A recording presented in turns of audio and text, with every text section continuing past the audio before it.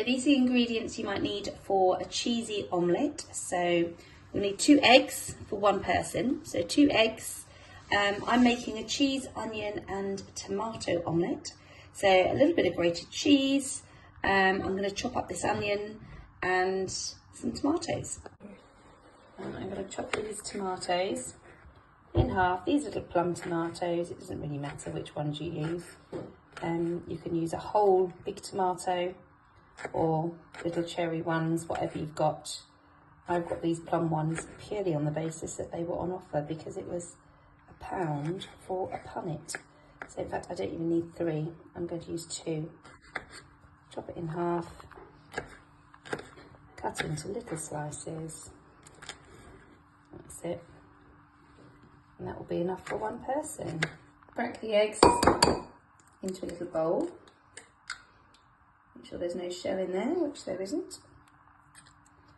And we shall do the other one. There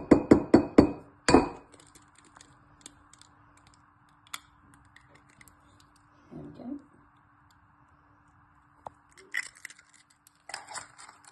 And we're going to take the fork and we're going to whisk them together a little bit. Spread them up. And then I'm going to add in a dash of milk. Just a little bit.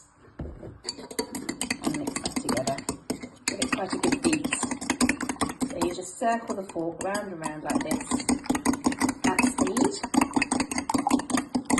Just for 15-20 seconds. There we go. Now I'm going to put a dash of oil, just a tiny bit, into the pan.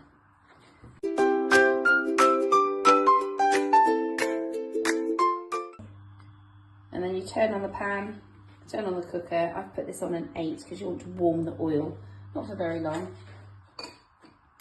You just need to warm it up. Oh, there we go. And as that gets a bit warmer, I'm then going to pour my egg mixture into the pan.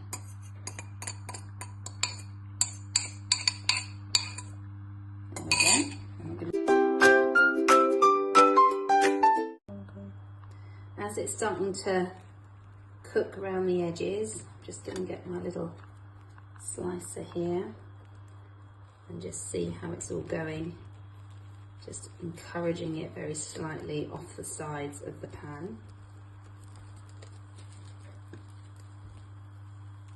And I'm going to pop in all our ingredients. So here we've got some onion,